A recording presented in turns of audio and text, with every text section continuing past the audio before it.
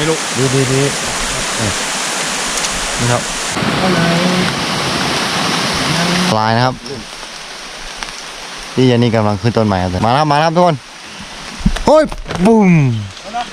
ครึ่งวันเช้านี้เป็นตามหาผลไม้ชนิดนี้ใช่ไหมใช่ไหม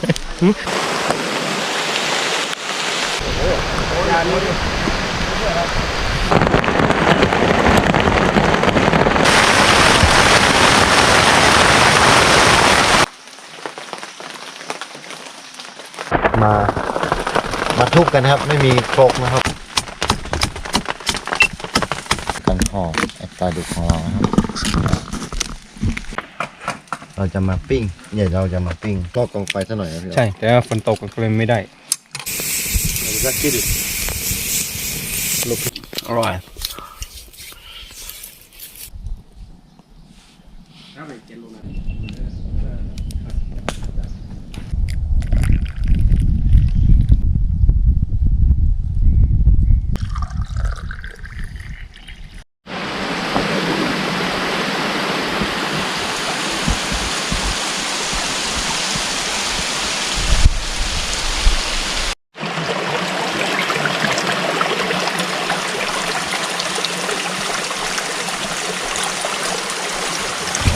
เดี๋ยวเขาเปิดตัวเดินได้ครับผู้ชายเขาเรียกเขาผู้ชายเราไปกันแล้วผมไม่คัดเราไปกัน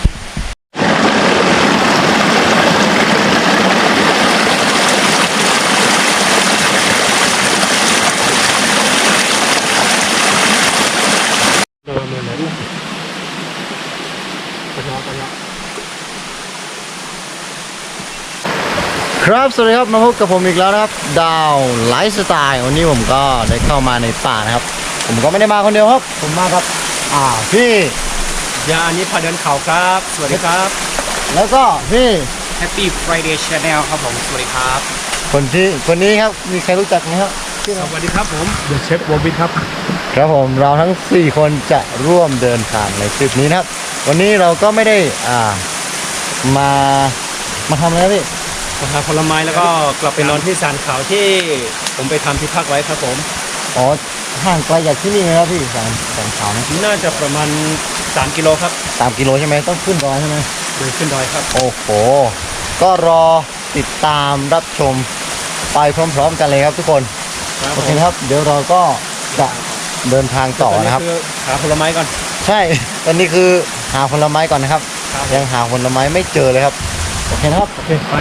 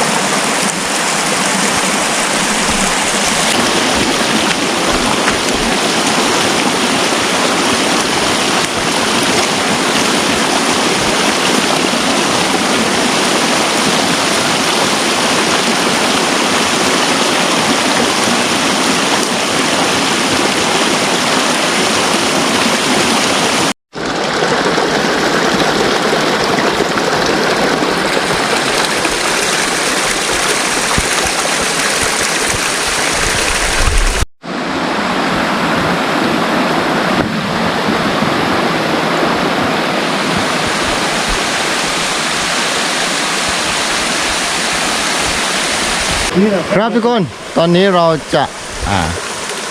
ฉีดไอ้ตัวนี้นะครับป้องกันนะครับเพราะว่าเราเข้ามาในป่านะครับค่อนข้างที่จะมีธาตุนะครับสเปรย์นะครับพี่โดนหรือยัง2 ตัวเอาในฉีดให้เอานะนี่มันกำลังวิ่งตัวเปิดที่ไหนพี่ติดเสื้อก่อนติดเสื้อผ้าขาด้วยผ้าฉี ชื่อเคยโดนไหมครับ เราโดนไปหลายตัวแล้วครับเมื่อกี้เยอะมากเลยนี่เราเข้าป่าเราจะไม่กลัวนะ ใช่นี่ ดึงไปเลยดึงขอบคุณมากครับผม นี่นะครับ ครับครับดูให้มือด้วยเดี๋ยว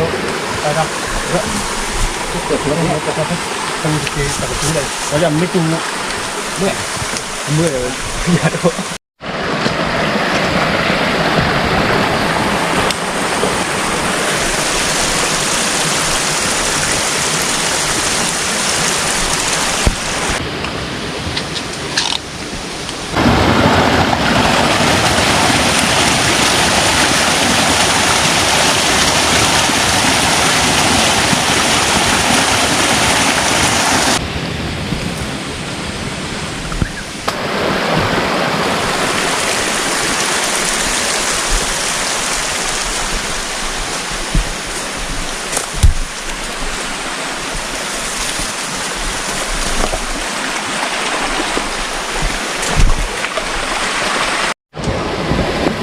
พูดมาเรื่องสวัสดีเหรอ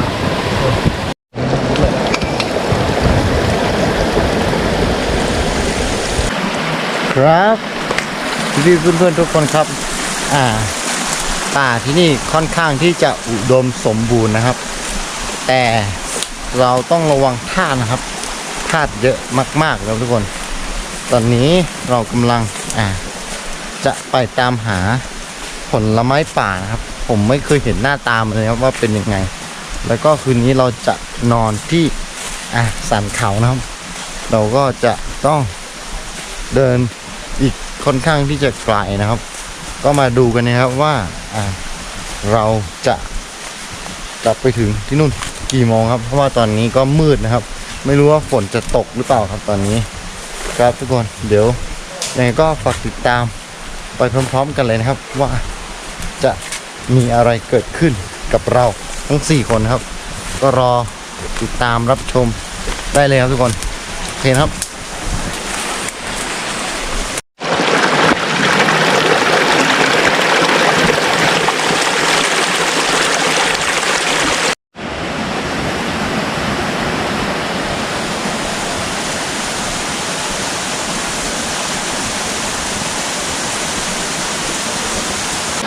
นี่นะครับเพื่อนๆครับเรามาถามความรู้สึกของพี่เชฟกันนะครับเป็นยังไงพี่มาที่นี่ ก็วันนี้รู้สึกว่า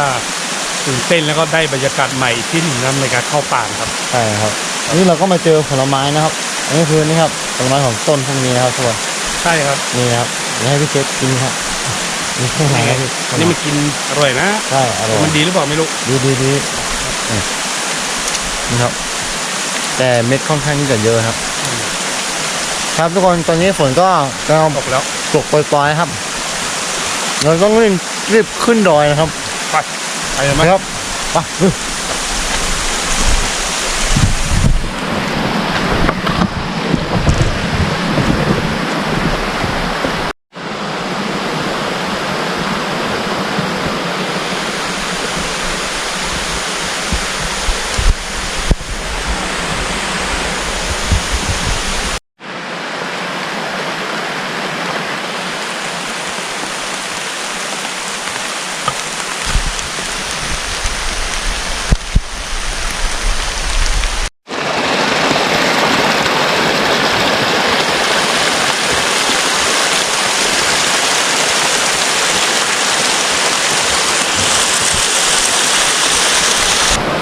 นี่เลยครับทุกคนฝนตกครับตอนนี้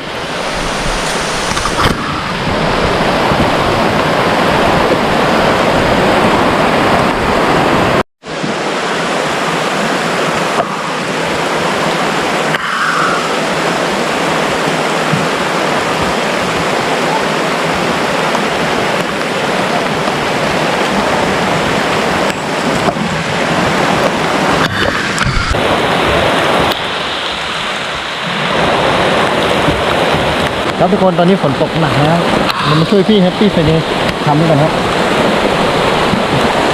เอาพี่ไปเลยพี่ตกหนักครับทุกคนครับผม ได้ไหมพี่ ได้ละเข้าไปเลยนี่กับมาเรียนมาเลิกต่าง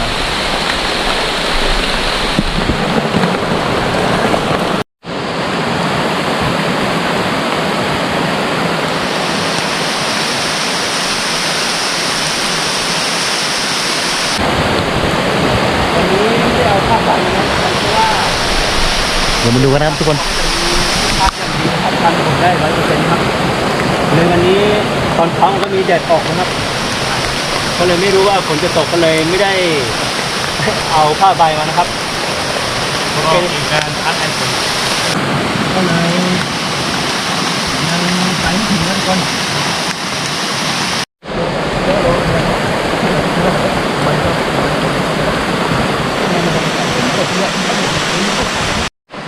นี่นะครับเป็นที่พักของเรานะครับชั่วคราวครับเมื่อกี้ฝนตกครับ อันนี้เราผมกับพี่แฮปปี้ไฟเดย์ครับหลังนู้นก็พี่ยานีกับพี่เชฟนะครับโอเคครับเดี๋ยวเราทั้ง4คนก็จะลุยต่อนะครับเปียกไหมพี่ไม่เปียกเนาะเปียกหรือยัง ไม่เปียกครับผม ไม่เปียกเนาะ ก็พอชื้นครับ เนาะฝนตกแบบไม่ทันตั้งตัว ใช่ โอเคตอนนี้ โอเคลุยพี่ไป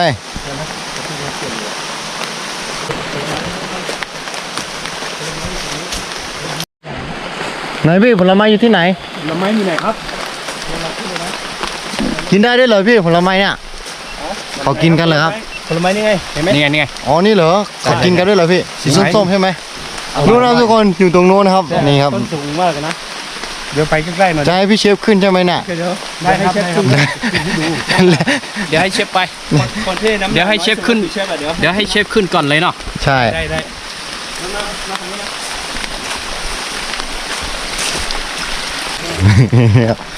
นี่ครับทุกคนดูผลไม้กันนะครับใกล้ถึงต้นมันครับอ๋อมันเป็นเถานะครับทุกคนเป็นคล้ายๆเถาวัลย์นะครับ ทุกคนเห็นไหมครับกล้องผมโดนน้ำนะครับถ้ามันจะมัวนิดหน่อยครับทุกคน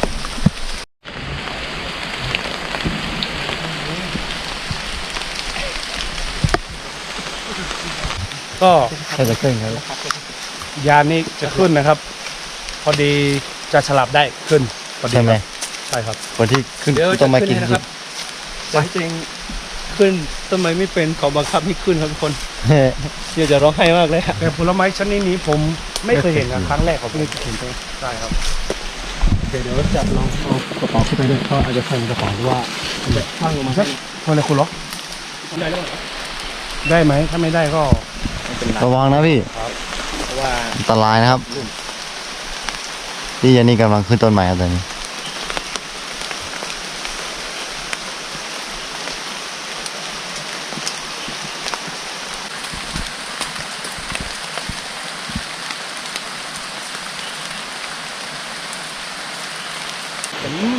หวานไหมพี่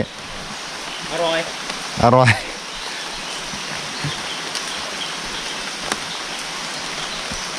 มาแล้วทุกคนโอ้ยบุ้มตรงหมดแล้วทุกคนนี่ครับผลจะเป็นสีส้มๆอย่างนี้ครับนี่น่ากินไหมครับเดี๋ยวผมจะชิมก่อนนะครับ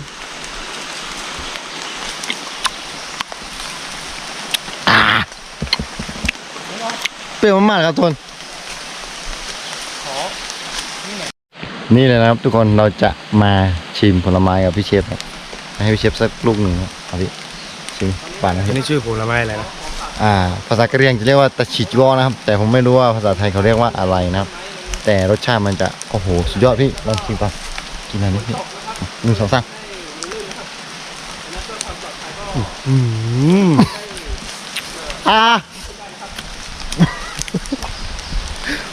เรื่องมันใหม่เลยลูกครบเลยนะครับเพื่อนโอ้โห คือครึ่งวานเช้านี้เป็นตามหาผลไม้ชนิดนี้ใช่ไหม ใช่ไหมไม่รู้ว่าพี่โคตรเร็วโคตรเลยเอายอมแพ้เลยใช่ไหมพี่ ยอม ครับ ตอนนี้ฝนก็ตกหนักเลยครับทุกคนพี่เพื่อนๆเขาก็เดินทางขึ้นไปก่อนนะครับเดี๋ยวผมก็ต้องตามไปนะครับเพราะว่าฝนตกหนักแล้วตอนนี้ทุกคนเห็นไหมครับตกหนักมากแล้วนะครับ เรามาหลบฝนแป๊บหนึ่งครับทุกคนโอ้โหตกหนักแล้วเดี๋ยวเราจะขึ้นไปที่สันเขาครับต้องขึ้นดอยอีกไกลมากนะครับทุกคนก็รอติดตามรับชมนะครับบรรยากาศที่นี่ฝนตกหนักเลยครับโอเคนะครับ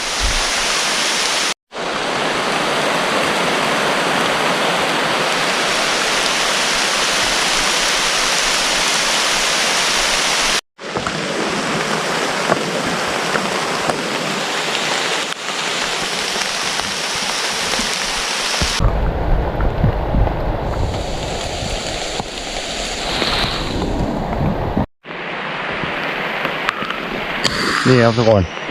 เรากำลังเดินขึ้นสันเขานะครับฝนก็ตกนะครับตอนนี้เปียกหมดแล้วทุกคนตอนนี้ดูนะครับฝนตกหนักมาก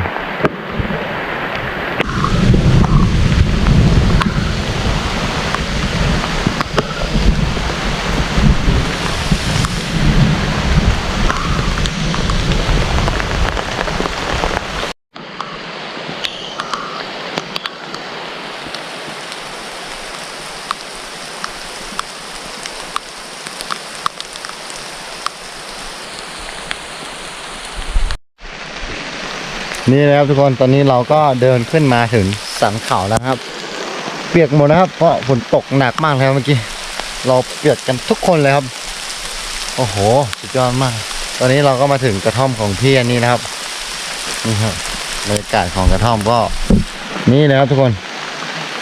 นี่ครับบรรยากาศกระท่อมนะครับทุกคนให้ครับเดี๋ยวเราจะเก็บภาพบรรยากาศให้คุณผู้ชมได้ดูนะครับฝนตกด้วยตอนนี้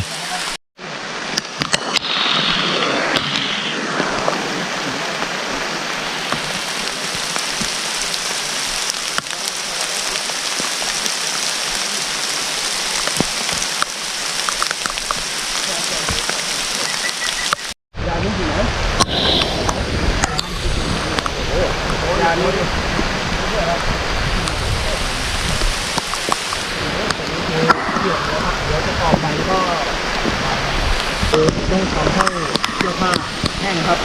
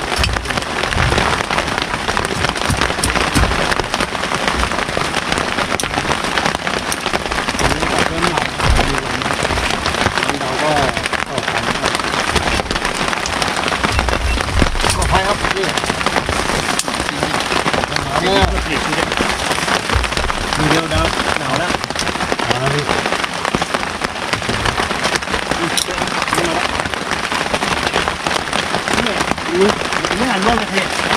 เอามึงก็กดรอบดิขึ้นแล้วมันก็ออกมาเอาลงละตัวละพอแล้วนะตัวละเสียบเลยเดี๋ยวยิงกับเสียละครับตอนนี้ระยะ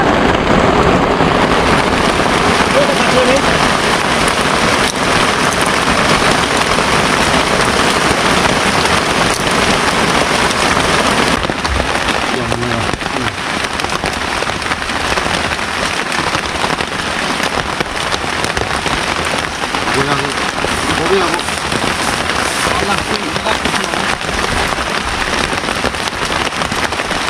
ิงถ้าเราไม่รู้ว่ามันมีกระท่อมนี่คือเราจะไม่เดินมาถ้าให้ฝนหยุดตกนะทีนี้เรารู้ว่าเรามีกระท่อมแล้วก็เราพอที่จะมาอาศัยได้เลยเดินมาได้ไหม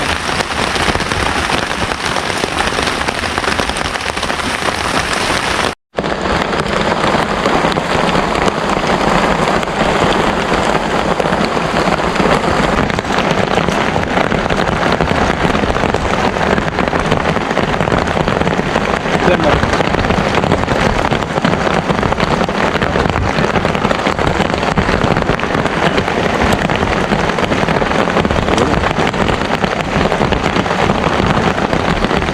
น้ำไหลท่วมเลยร้อนเลยเริ่มหนักไม่พร้อมเนี่ยฮะคือไม่พร้อมก็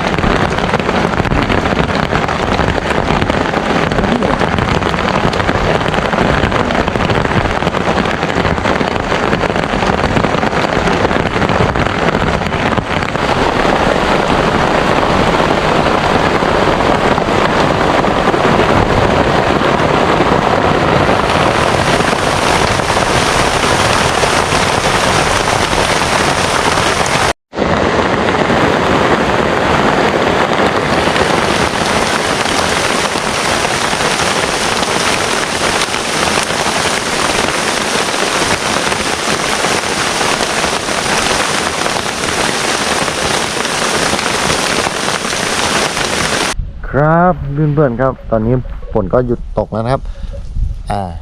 พวกเราก็ได้แบ่งหน้าที่กันนะครับผมก็จะไปตักน้ำนะครับแต่ผมยังไม่เคยไปครับแต่ว่าพี่อันนี้บอกทางให้ผมแล้วครับว่าอยู่บริเวณไหนครับเดี๋ยวผมจะไปตักน้ำนะครับเดี๋ยวมาดูกันครับว่าอยู่ตรงไหนครับ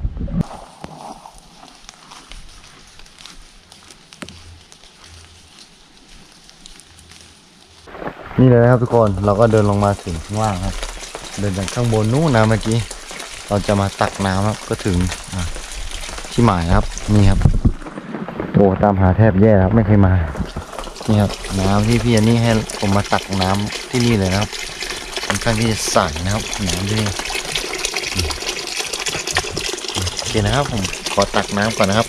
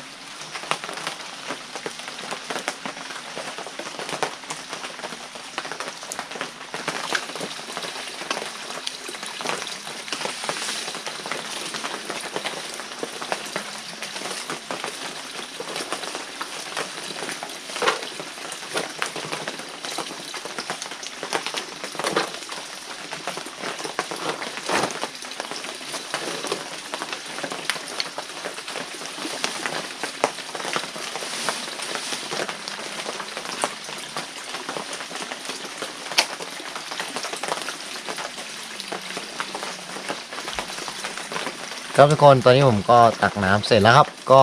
จะกลับไปที่สันเขานะครับทุกคนโอเคครับ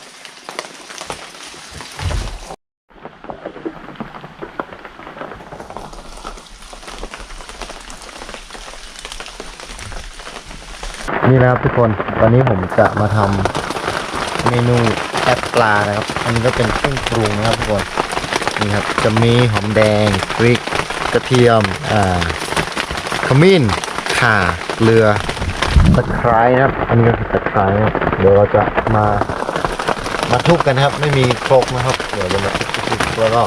ให้มันเละแล้วก็จะมาคลุกกับปลาดุกที่เราซื้อมานะครับโอเคครับเดี๋ยวมาดูกันนะครับ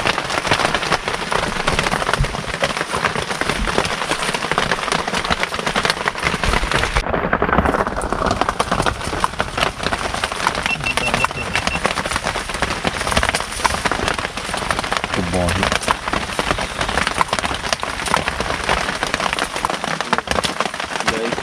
là hát tay gà co thì hồi chỉ lời gìใช่ฟังกูนี่มันปรับไปในประเทศไม่ใช่ไม่ใช่หลบที่มายืนจุดอ่ะตัวเสมอเดี๋ยวตัวเบื้องหลังเกะต่างกันนะทุกคนเราจะมาตำเครื่องครับเครื่องแอปปลาดุกของเรานะ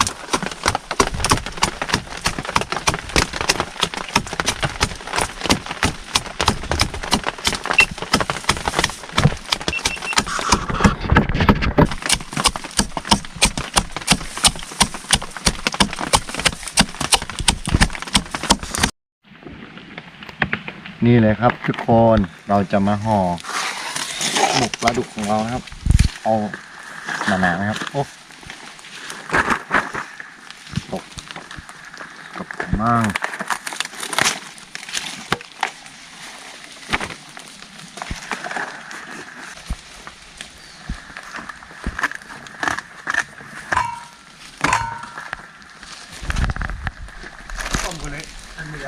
นี่แหละทุกคนที่เราคลุกเมื่อกี้ครับ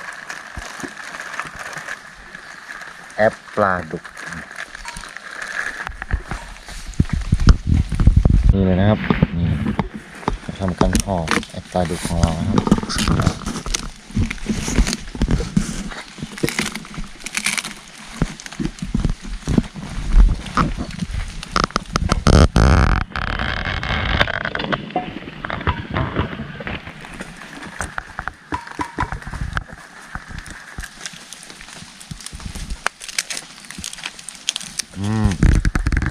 ห่ออีกชั้นหนึ่งครับเดี๋ยวมันจะ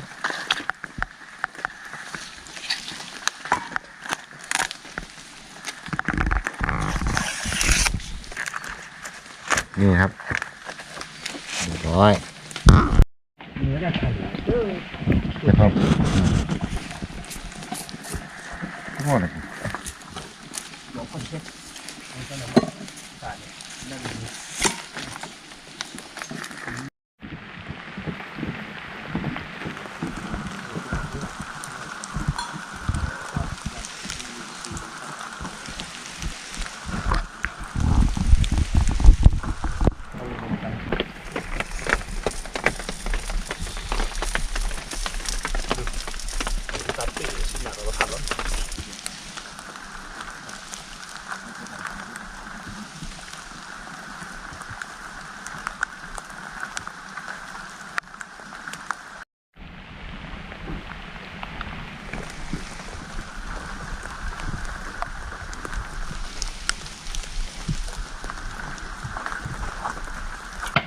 นี่เลยนะครับทุกคน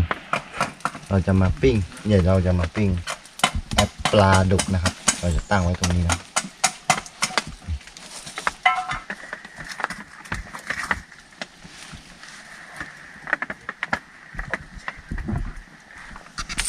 แอปปลาโอ้อีกนานนะผมนี่ถ้าไฟแรงเดี๋ยวก็ได้สุกนะครับสักพักโอเคครับเดี๋ยวเรามาดูตอนที่สุกกันอีกทีนะครับนี่มาดูหน้าตาแอปปลาของเราครับทุกคนนี่โอ้โหน่าจะสุกนะพี่โอเคนะครับเดี๋ยวเราจะมากินข้าวกันนะพี่นี่ก็เด็กโจทย์เดี๋ยวไปเช็ดยืนก็ได้ยืนก็ได้นะเพราะว่าเดี๋ยวนอนไม่ได้จะเยโก้พวกเปียกเย็นก้นพวกเปียกอันนี้บาราที่มันโตเลยฉาบเลย การวันที่แล้วPasal sibuk dalam channel persebaya terbaca kedua menghayat atau kita sebagai pasal kita kita nak foto kita bah coba pakai dia orang tu pun sekarang dia ada krim sebenarnya mem amin ini kok bukan cuk kolah kan ni ya kita je batu dia batu dia ขี่ก็ ลองตาเล่นๆดีกว่าแล้วบัง ก่อนแล้วก็จะได้บริก็ เนาะ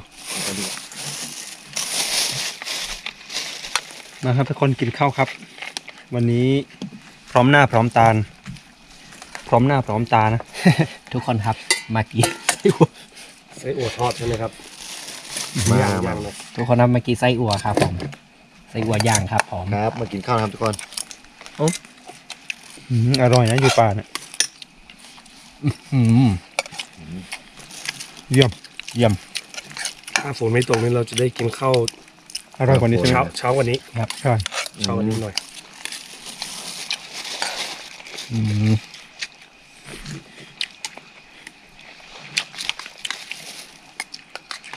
แต่ละเมนูนี้เด็ดๆนะ อืม เดี๋ยวต้มท้ายด้วย ข้าวหลาม ข้าวหลาม เป็นขนมแบบ อืม เบา เสียดายมากเลยวันเนี้ยตอนแรกคิดว่าจะก่อไฟข้างนอก ข้างนอกเนาะ รอบกองไฟซะหน่อยนะพี่ ใช่ แต่ว่าฝนตกก็เลยไม่ได้ ไม่เป็นไรเนาะ ได้หรือเปล่าวะ ไม่ได้ ๆได้ ลองไหม ได้อยู่เดี๋ยวเราก่อนดู ให้เราก่อนดูหน่อย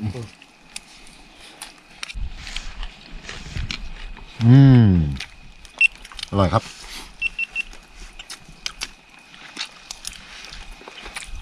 ยอด ไปไม่เคย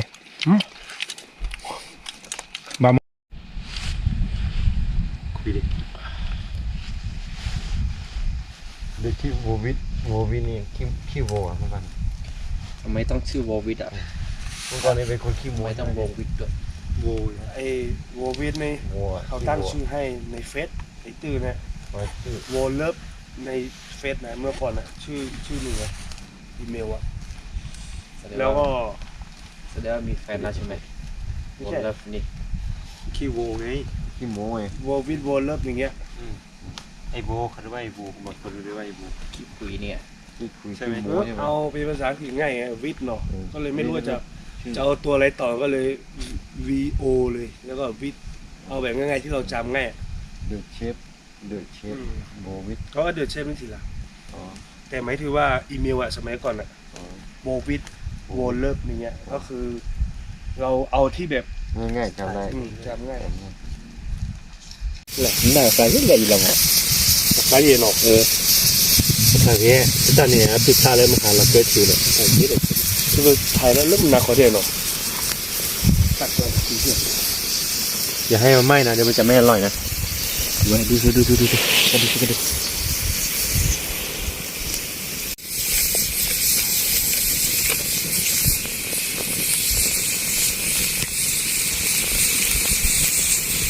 กันเลยเกี่ยวรักกิน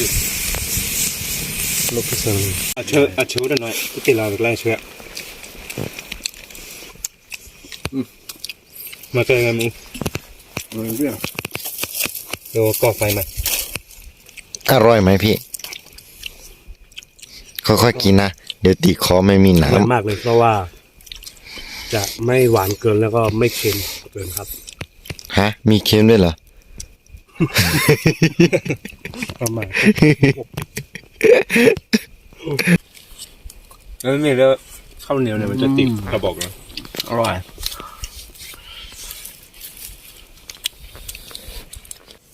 ครับทุกคนตอนนี้ก็มืดมากๆแล้วครับ เดี๋ยวก็จะเตรียมตัวนอนหลับพักผ่อนแล้วครับทุกคน ก็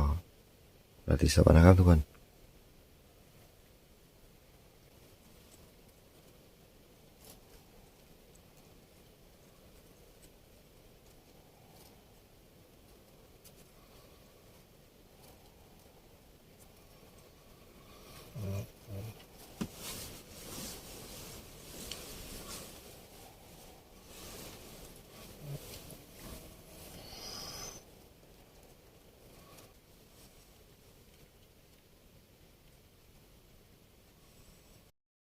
เจนกับเนี่ยนี่นะผักไม่หรอมันเป็นคุณภาพค่อยเดียว อรุณนะเจ้าแก้วตา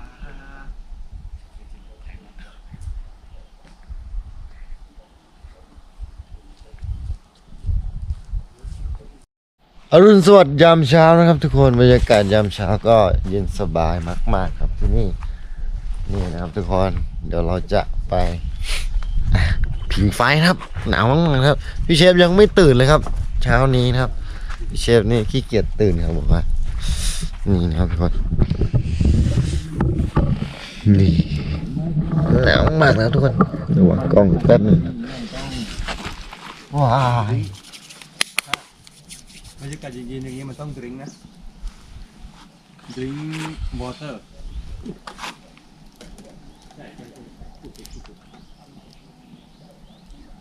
โอ้เราปฏิบัติธรรมเดินลงน้ำบาดเร่งย่อเลยเรียกเร่งย่อเลยไปป้ายไปเดินมาเลย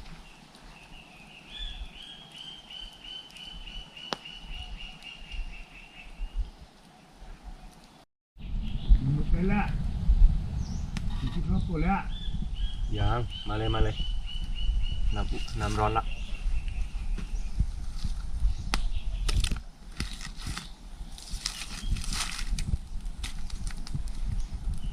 ตอนเช้าก็มารวมตัวกันกินไฟนะดื่มน้ำร้อนๆไฟคนนี้บรรยากาศดีนะแต่ว่าเสียดายที่มันมองไปข้างล่างไม่ค่อยเห็นหมอกสวยนะหมอกสวยมากเลยดีมองไปเห็นถึงอินทนนท์นะใช่ไหม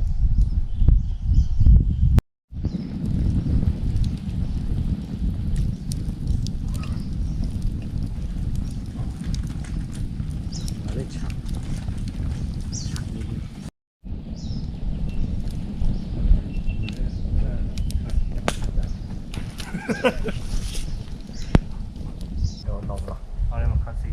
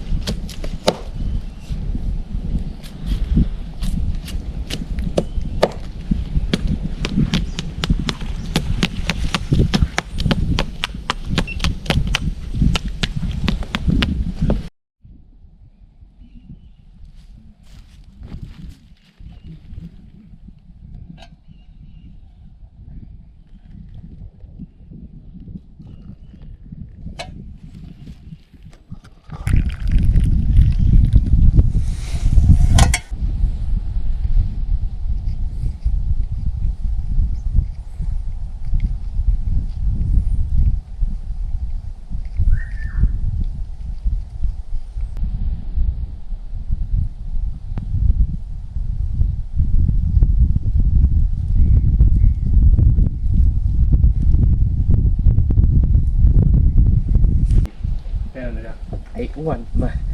ไอ้อ้วนเข้ามาดูให้แล้วนะอ้วน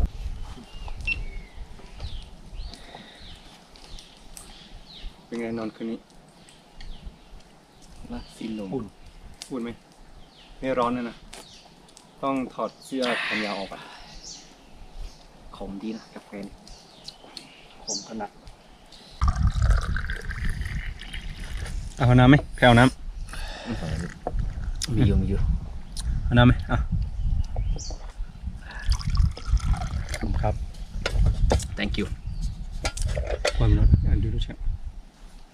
คน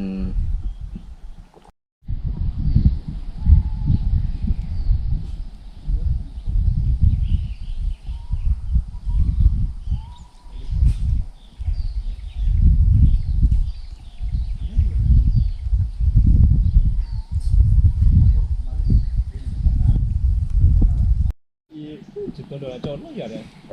Thế đi mẹ, khó đi. tên là Đó em nghe thì gì khác có cái kỳ là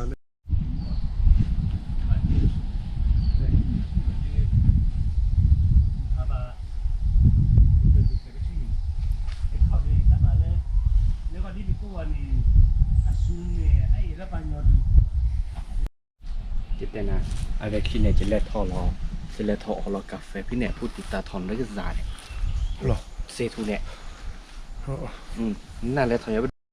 ครับตอนนี้เราก็จะเดินทางกลับกันแล้วนะครับ เราจะลุยต่อใช่ไหมพี่ โอเคนะครับก็เราทั้ง4คนก็ได้มานอนพักที่แสนเขานะครับเมื่อคืนก็อากาศก็เย็นสบายนะครับเป็นยังไงบ้างพี่เชฟง่วงนอนเหรอพี่ ใช่ครับ อ๋อว่าแล้ว เดี๋ยวไปนอนที่กระต๊อบของ พี่แฮปปี้ไฟเดย์ต่อนะครับ แล้วก็พี่อันนี้เป็นยังไงบ้างครับ ลุยครับลุย ลุยใช่ไหม เดียวเลยครับ โอเคนะครับ ก็ฝากติดตามกดไลค์กดแชร์ เพื่อเป็นกำลังใจให้พวกเรา4 คนด้วยนะครับ โอเคนะครับขอจบคลิปเพียงเท่านี้ครับ ไว้พบกันใหม่คลิปวิดีโอหน้านะครับทุกคน 1 ไลค์ 1 แชร์ ใช่ไหมพี่ 1 ติดตามครับ 1 ฮักครับผม โอเคครับบ๊ายบายครับ บ๊ายบายครับ